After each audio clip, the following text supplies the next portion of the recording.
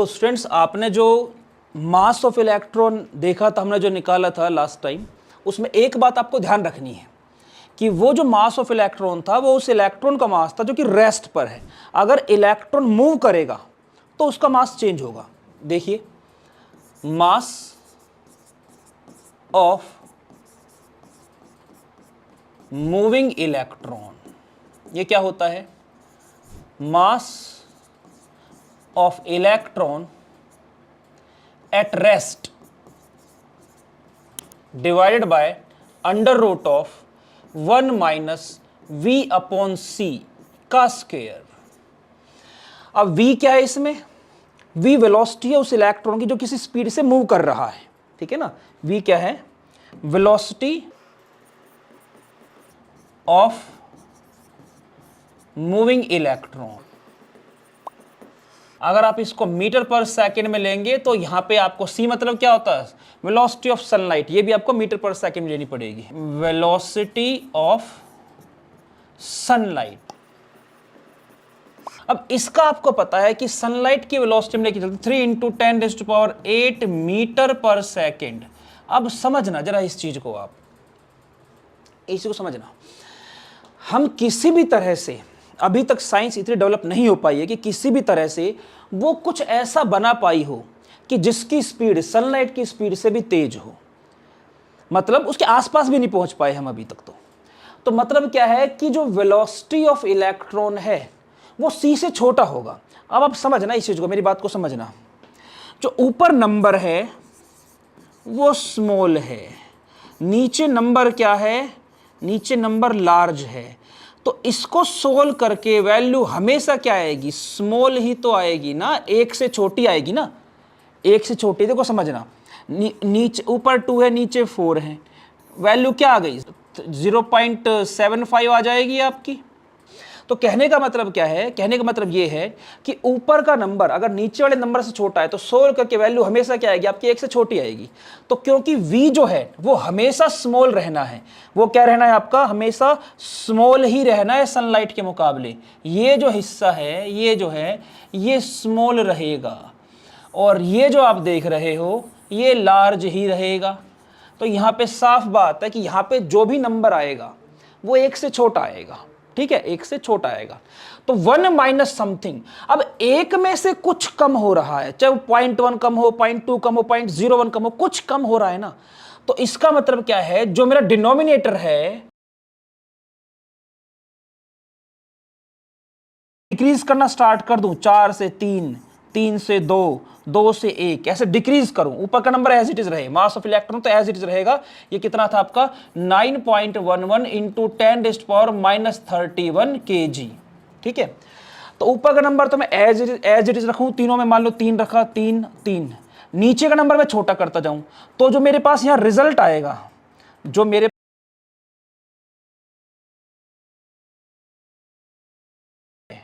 ये 3 है, इस तरह से होता चला जाएगा। तो मेरा ऊपर का नंबर क्या है? ऊपर का नंबर सेम है।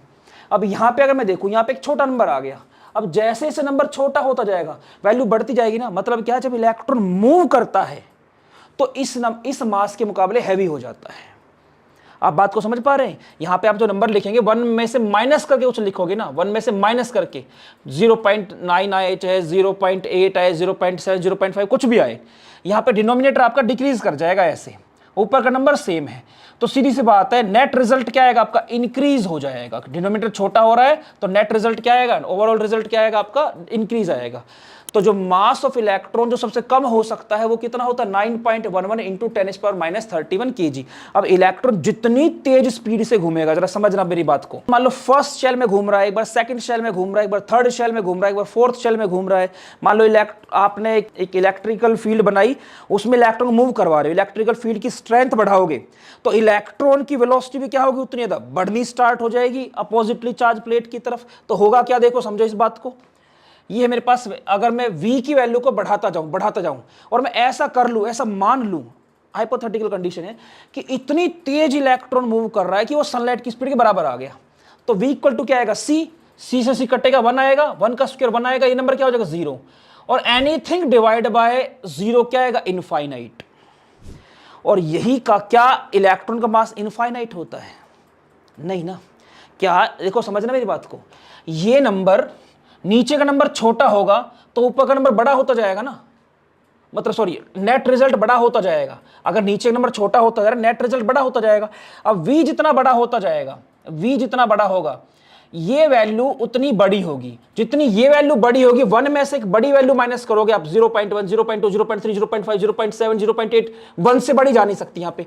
तो जितनी बड़ी वैल्यू ये आप इसमें से माइनस करोगे नेट रिजल्ट उतना ही छोटा रहेगा, तो ओवरऑल रिजल्ट क्या होगा, बढ़ जाएगा। तो अगर मैं इसको c के बराबर कर दूं, v को c के बराबर, तो इसका मतलब क्या है, इलेक्ट्रॉन इतना भारी हो जाएगा कि इसका मास ही मैं मेजर नहीं कर पाऊंगा। मेरे को क्या मानना पड़ेगा कि इसका मास क्या हो गया, इनफाइनाइट हो गया। कि भाई 9.11 into 10⁻³ divide by 0 equal to infinity. क्या ऐसा पॉसिबल है? नहीं ना। तो इसीलिए क्या है, आपका जो कोई भी सब्सटेंस है वो सनलाइट की स्पीड के मुकाबले मतलब उसके बराबर नहीं चल सकता।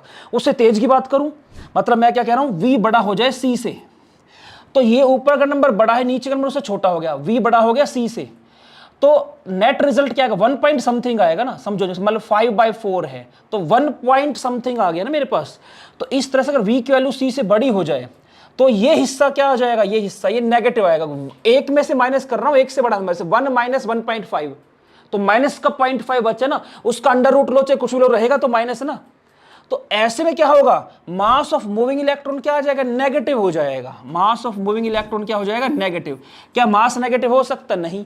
तो इसलिए हम कहते हैं कोई भी चीज सनलाइट की स्पीड से तेज मूव नहीं कर सकती, ठीक है।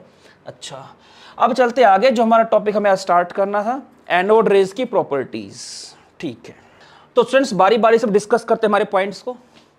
एनोड रेज की प्रॉपर्टी में सबसे पहला पॉइंट वही है जो कैथोड रेज का था, कि anode rays are made up of material particles. तो सबसे पहले तो ये समझना मैटेरियल पार्टिकल्स का मतलब क्या होता है। मैटेरियल पार्टिकल्स का मतलब होता है anything which can transfer momentum. अगर कोई चीज अपने मोमेंटम को ट्रांसफर कर सके किसी को तो हम बोलेंगे वो मैटेरियल पार्टिकल, मतलब उसके अंदर कोई ना कोई वजन है। मेरी बात को समझना आप, ठीक है। जैसे सनलाइट है, ठीक, मैं ऐसे खड़ा हुआ हूं या कोई भी चीज यहां पे रखी हुई है, सनलाइट आके उस पर गिरती है, सनलाइट उस पर गिरी, उस पर कोई असर नहीं पड़ा, वो जैसे थी वैसे की वैसी रही। तो उस बेस पर हम क्या बोल देते हैं कि जो फोटॉन्स होते हैं वो मासलेस होते हैं। हालांकि फोटॉन्स में भी मास होता है, कुछ प्रॉब्लम्स जो है वो इस तरह सोल्व होती है जिसमें आपको मानना पड़ता है फोटोन में मास होता है, और कुछ प्रॉब्लम्स इस तरह सोल्व होती है जिसमें आपको मानना पड़ता है फोटॉन्स में मास नहीं होता है। आप फिजिक्स में बेटर तरीके से पढ़ेंगे। फिलहाल मैं अपनी बात को रखता हूं। धूप आप पे आती है, धूप पड़ती है, सनलाइट आप पे पड़ती है,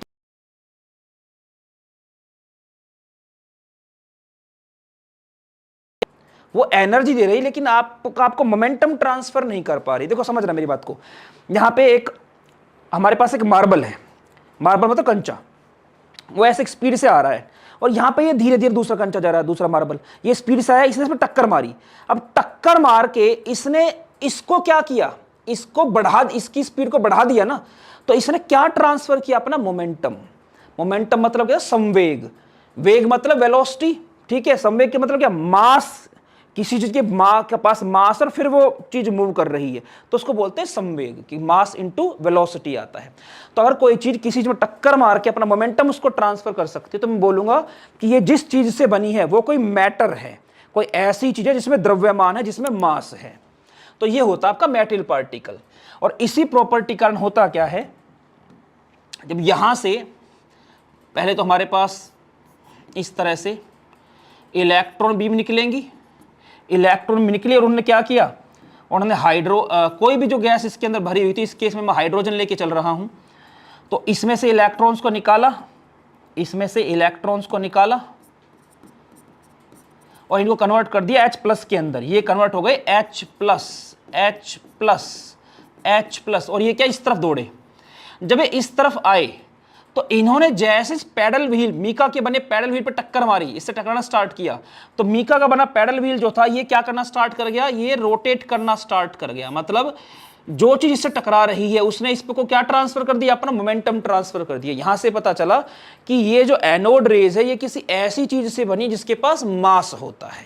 ठीक है, अब देखिए आगे। अच्छा, यहां पे हम गैस कितनी प्रेशर पे लेके चलते हैं, 10⁻⁻⁴ मिलीमीटर या कह दो टोर, ये ध्यान रखना। अच्छा, क्योंकि इसने वही एक्सपेरिमेंट रिपीट किया था जो कैथोड रेज को खोजने के लिए एक्सपेरिमेंट रिपीट हुआ था। अब एनोड रेज जो होती है ये स्ट्रेट लाइन में ट्रेवल करती है, बिल्कुल सेम टू सेम। वही इसमें हम एक्सपेरिमेंट रिपीट करेंगे कि यहां से भी जब हमारे पास एनोड रेज निकली, हमारे पास जब एनोड रेज मतलब ये H+H+H+ इलेक्ट्रॉन निकलने के बाद जो H+ बचा, वो जब इस तरफ जाएगा हमारे पास, तो हुआ क्या, ये यहां से गुजरा। अब इस पर पैडल व्हील को मैंने ऐसे बांध रखा कि ये मूव नहीं करेगा, तो इसकी जो परछाई बनी ये बिल्कुल उतनी शेप की बनी, मतलब उसी साइज की बनी जिस साइज का पैडल व्हील था, ना तो उससे बड़ी ना उससे छोटी। और ये चीज मैं आपको बता चुका हूं ऑलरेडी कैथोड रेज में कि अगर कोई लाइट फैलती है तो उसमें परछाई फैली हुई नजर आएगी, कोई लाइट सिकुड़ती है तो उसमें परछाई, जिस चीज की परछाई उससे छोटी नजर आएगी। अगर कोई चीज किसी पर्टिकुलर साइज की, उसकी परछाई बिल्कुल उतनी ही साइज की बन रही है, तो मतलब वो लाइट, जिस लाइट में वो बॉडी रखी हुई है, वो लाइट ना तो फैल रही है और ना ही सिकुड़ रही है। तो इसकी जो शैडो बनी थी यहां पे,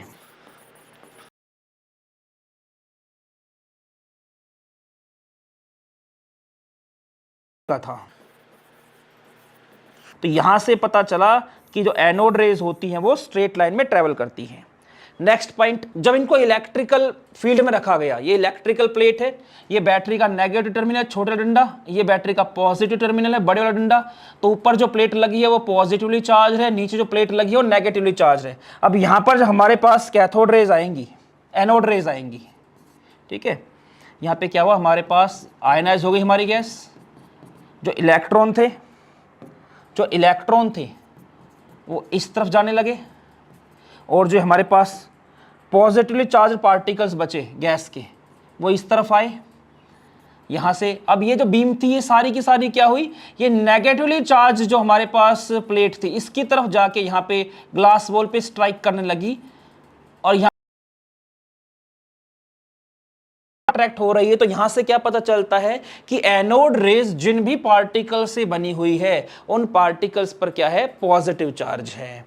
नेक्स्ट पॉइंट क्या है, anode rays also produce heating effect. तो ये भी क्या हीटिंग इफेक्ट पैदा करती है, फिर से वही सब H ये आयनाइज हो चुके हैं, जो इलेक्ट्रॉन निकले थे वो इस तरफ जाएंगे, और हमारे पास जो पॉजिटिव चार्ज पार्टिकल हैं ये परफोरेटेड कैथोड से होते हुए या मैं लगा लो यहाँ पे एक बीम लगा दूं, सॉरी बीम नहीं, एक बस मैंने यहाँ पे एक होल कर दिया है। तो अब क्या हुआ, ये जो हमारे पास पार्टिकल्स हैं ये आएंगे यहाँ से, ये इसमें से गुजरेंगे, और गुजर के जब इन्होंने ये जो हमारे पास यहाँ पर प्लेट रखी हुई है मेटल की, जो हमारे पास ये मेटल प्लेट रखी हुई है, मोलिब्डेनम, कॉपर, टंगस्टन, इस तरह की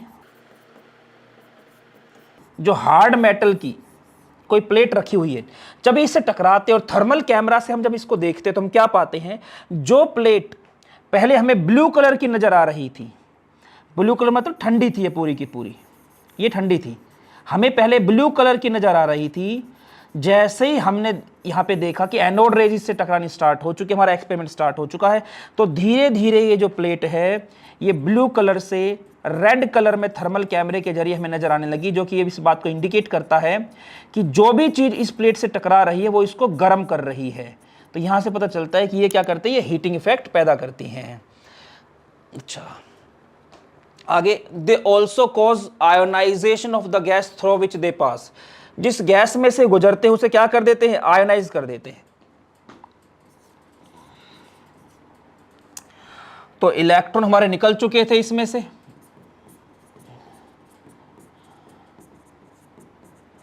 जो कि जाएंगे पॉजिटिवली चार्ज प्लेट की तरफ, इस तरफ, ठीक है, और जो H+ के हमारे जो पार्टिकल्स थे, प्रोटॉन के पार्टिकल्स, ये किस तरफ दौड़ेंगे, ये इस तरफ दौड़ेंगे, यहां इस परफोरेटेड कैथोड में से पास होते हो। अब यहां पे मैंने कोई और गैस भर रखी है, इस तरफ मान लो हाइड्रोजन, यहाँ पे कोई और गैस भर रखी है, नाइट्रोजन, ऑक्सीजन वगैरह कोई भी और गैस। तो जब ये इस गैस के मॉलिक्यूल के साथ टक्कर मारते हैं तो इनमें से भी क्या करते हैं, ये इस गैस के मॉलिक्यूल्स में से भी इलेक्ट्रॉन निकालने स्टार्ट कर देते हैं। इलेक्ट्रॉन निकालेंगे तो इन पे क्या आ जाएगा भाई, चार्ज आ जाएगा। जैसे मान लो ऑक्सीजन था, इधर ऑक्सीजन गैस भरी थी आपने, तो उसके एटम में से अगर इलेक्ट्रॉन निकलेगा तो O+ में कन्वर्ट हो जाएगा। ये नाइट्रोजन भरी हो, उसमें से इलेक्ट्रॉन निकलेगा तो N+ में कन्वर्ट हो जाएगा। तो इस तरह से ये जो गैस है इसको किस में कन्वर्ट कर देती है, ये आयंस में कन्वर्ट कर देती है। ये आयनाइज कर दिया उन गैसेस को, ठीक है। तो इसके पास आयोनाइजेशन इफेक्ट होता है। अगला,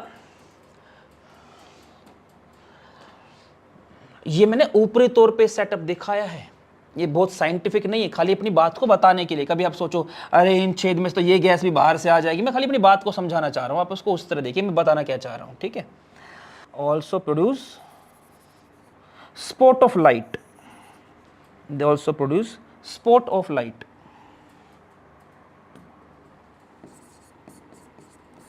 spot of light when strike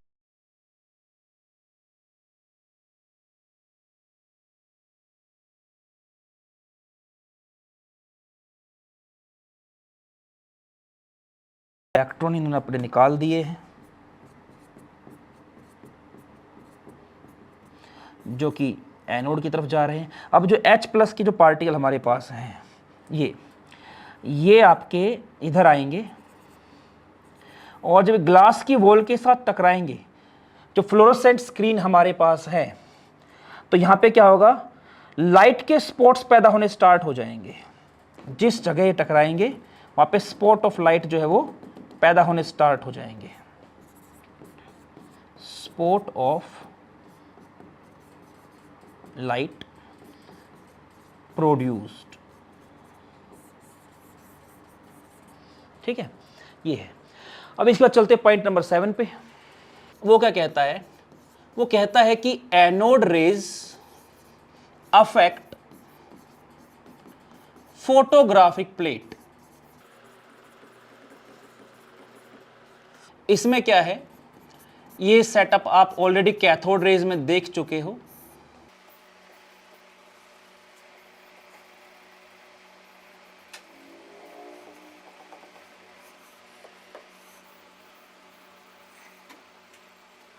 इस तरह का हमारे पास सेटअप होता है।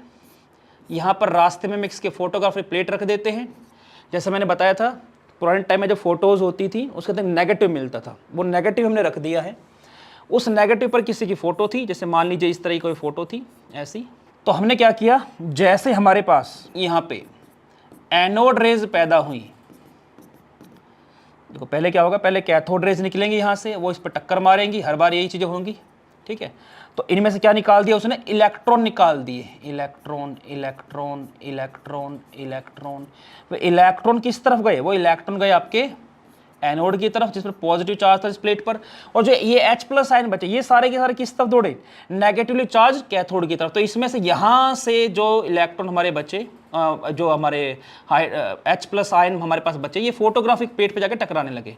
और कुछ टाइम के बाद क्या हुआ, ये जो फोटोग्राफिक प्लेट थी ये खराब होने लग गई, ये क्या होने लगी, खराब होने लग गई। तो यहां से क्या पता चला कि एनोड रेज भी क्या करती है, फोटोग्राफिक प्लेट पर असर डालती है।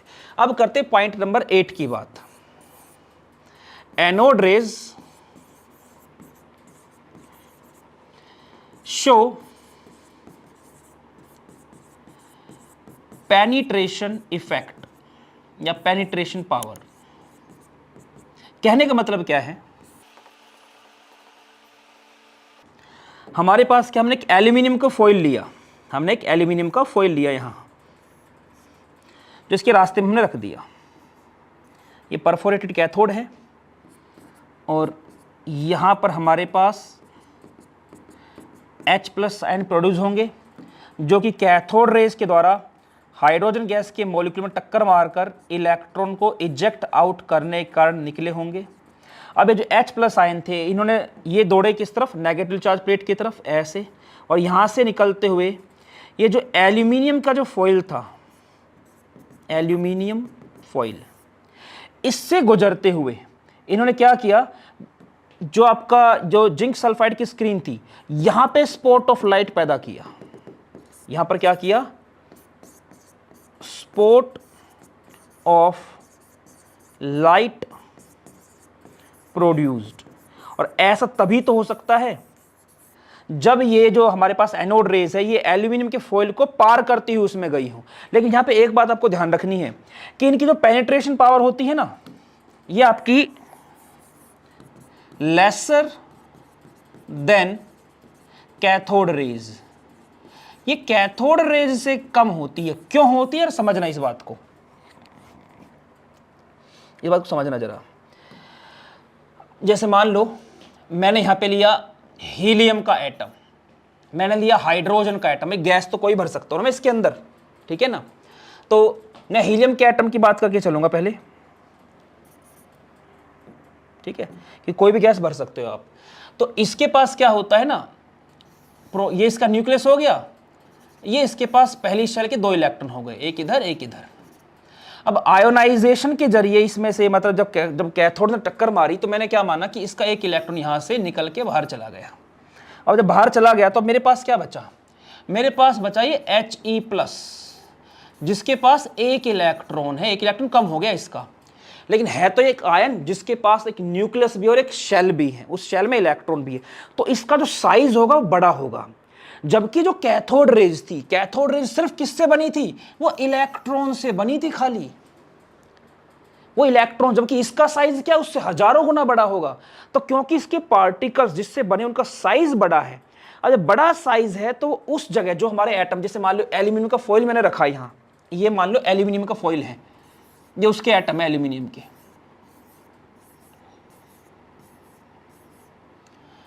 ठीक है, ऐसे। अब देखो इनके बीच में जो गैप है, इनके बीच में जो गैप है, अगर वो ये जो हमारे पास हीलियम का आयन बना है He+, इसके साइज के मुकाबले अगर ये होल छोटा हुआ, अगर ये होल छोटा हुआ तो क्या होगा, ये इसमें से पेनिट्रेट नहीं कर पाएगा, ये इसमें से पेनिट्रेट नहीं कर पाएगा। जबकि अगर इलेक्ट्रॉन होता तो बड़ी आसानी से क्या इसमें से पेनिट्रेट कर जाता, ठीक है। तो क्योंकि इनके पार्टिकल्स का साइज बड़ा होता है, इसलिए उनकी जो पेनिट्रेशन पावर होती है वो कैथोड रेज के मुकाबले कम हो जाती है। नेक्स्ट पॉइंट, पॉइंट नंबर 9, जो इनका स्पेसिफिक चार्ज होता है, specific charge of anode rays is not fix, ये फिक्स नहीं होता है। It depends on the gas filled inside discharge tube.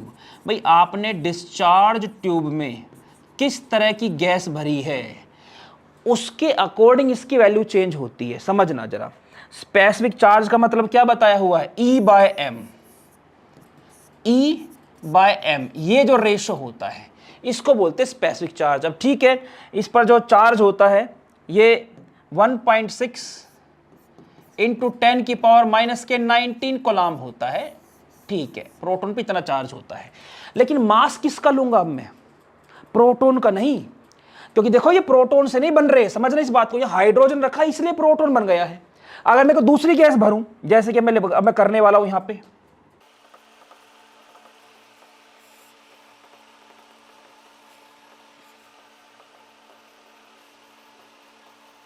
अब देखिए जरा हम क्या करेंगे। अब ये परफोरेटेड कैथोड है, ठीक है, ये सेटअप हो गया हमारा सारा का सारा। ऊपर वाले केस में मैं क्या भर रहा हूं, मैं भर रहा हूं oxygen gas, O double bond O। नीचे में भर रहा हूं मैं nitrogen gas, N triple bond N, ठीक है। अब क्या होगा, अब जैसे यहां से कैथोड रेज निकलेंगी, इस मेटल में से आपके इलेक्ट्रॉन बीम निकली, वो टक्कर मारेंगी यहां पे, ठीक है। अब टक्कर मार क्या है, इनमें से इलेक्ट्रॉन निकालेगी, और इनको पहले एटम में तोड़ दिया, इलेक्ट्रॉन भी निकाल दिया, ऐसे इसमें से इलेक्ट्रॉन निकाल दिए, ठीक है, इलेक्ट्रॉन निकल गए। अब जब इनमें से इलेक्ट्रॉन निकल गए तो देखो क्या बचा, ऑक्सीजन के एटम में से इलेक्ट्रॉन निकाल दिया, O- बच गया। नाइट्रोजन के एटम में से ये निकाल दिया, देखो पहले क्या है ना, पहले तो N2O2 का मॉलिक्यूल टूटेगा, एटम में कन्वर्ट होगा, फिर उस एटम में से क्या इलेक्ट्रॉन निकलेगा, ठीक है, ये प्रोसीजर होगा। तो अब क्या होगा, यहां पर जो मेरे पास है इस गैस के अंदर की तरफ क्या है मेरे पास, ये प्लस है, मैंने माइनस लिख दिया गलती से। यहां पर मेरे पास जो एटम होंगे अंदर की तरफ, यहां किस चीज के एटम होंगे मेरे पास, यहां एटम होंगे O+ के, इधर जो मेरे पास एटम है क्या है, O+ के एटम है। और यहां पे जो एटम होंगे किसके होंगे, N+ के होंगे। यहां पे जब मैं एटम लेके चल रहा था, ठीक है, यहां पे किसके एटम थे, यहां पे एटम थे H+ के। ठीक, अब समझना, जो O+ का आयन है, क्या उसका मास जो N+ का आयन है उसका मास, और जो H+ का आयन है उसका मास, क्या इन तीनों का मास सेम है? इन तीनों का मास क्या है, अलग है। इन तीनों में सबसे हल्का कौन, सबसे हल्का है H+, उससे भारी है N+, उससे भारी है O+। अब समझना इस चीज को कि हमने क्या किया, ऊपर वैल्यू फिक्स कर दी, E/m है, ये यहां मैं यहां किसका मास लेके चलूंगा, H+ का। E/m यहां क्या है, मैं लेके चल रहा हूं O+, चलो N+ ले लेते हैं, सीक्वेंस में चलते हैं, N+, और यहां मैं लेके चल रहा हूं मास ऑफ O+, ठीक है। तो अब समझना इस चीज को, जो इनके मासेस हैं, इन तीनों की बात करें तो सबसे हैवी कौन होगा, ये। तो इसका डिनोमिनेटर क्या है, सबसे ज्यादा इन तीनों में से, इन तीनों में से इसका जो डिनोमिनेटर है, ये जो है, इसकी वैल्यू क्या है इन तीनों में, हाईएस्ट। हाईएस्ट मतलब सबसे ज्यादा नहीं है, मैं इन तीनों कंपेयर कर रहा हूं इसलिए हाईएस्ट लिख रहा हूं। इसकी वैल्यू क्या है इन तीनों में से, लोवेस्ट, ठीक है। और इसकी वैल्यू क्या है, ये हो जाएगी आपकी इसके मुकाबले लोअर हो जाएगी, ये हाईएस्ट है, ये उससे कम है और ये सबसे कम है। अब डिनोमिनेटर जिसका छोटा होता है, जैसे मान लो 5/4, 5/1, 5/7, 5/8 ऐसा लेके चल लो आप, ठीक है। तो सीधी सी बात है, जब आप इस तरह से इसको डिवाइड करोगे, इसको और सिंपल नंबर करके लेके चलता हूं मैं ताकि आपको दिक्कत ना हो। मान लो मैं 6 लेके चल रहा हूं, एक बार डिनोमिनेटर में 1 है, एक बार 2 है और एक बार 3 है। तो यहां से साफ है ना, जैसे जैसे डिनोमिनेटर बढ़ रहा है, देखो इसको सोल्व करके 6 आएगा, इसको सोल्व करके 3 आएगा, इसको सोल्व करके 2 आएगा। तो डिनोमिनेटर जैसे जैसे बड़ा होता जाता है, ओवरऑल वैल्यू क्या होती जाती है, छोटी होती जाती है।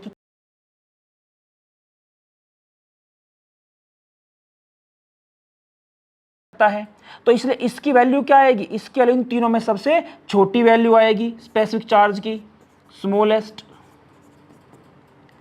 इसकी वैल्यू क्या आएगी, छोटी आएगी, स्मॉलर, किसके मुकाबले, जो इसकी वैल्यू क्या है वो क्या आएगी आपकी, वो हाईएस्ट आएगी। डिनोमिनेटर सब छोटा है। क्या हाइड्रोजन से भी छोटा कोई हमारे पास एलिमेंट होता है, नहीं होता। तो इसका मतलब क्या है, जो हाईएस्ट वैल्यू आती है E/m की, वो किसके लिए आती है, हाइड्रोजन गैस के लिए आती है, ठीक है। अब यहां पे जैसे ये जो आप देखो, जैसे मैंने ये लिख दिया, अगर यहां H का एटम होता, हाइड्रोजन का एटम होता, तो क्या होता, H+ + 1 इलेक्ट्रॉन। हीलियम का होता तो He+ + 1 इलेक्ट्रॉन। तो ये जो इलेक्ट्रॉन रिलीज होते हैं ना, इनमें जो इलेक्ट्रॉन रिलीज होते हैं इस प्रोसेस में, ये इलेक्ट्रॉन ही क्या बनाते हैं, ये इलेक्ट्रॉन बनाते हैं कैथोड रेज। कैथोड रेज आप देख भी रहे हो, तो टक्कर लग के जो इलेक्ट्रॉन निकले हैं वो क्या बना रहे, कैथोड रेज, ठीक है। और जो हमारे पास ये आयन बचे हैं, गैसेस आयन जो हमारे पास बच गए हैं, ये इधर ये वाले, ये क्या बनाते हैं, ये बनाते हैं एनोड रेज।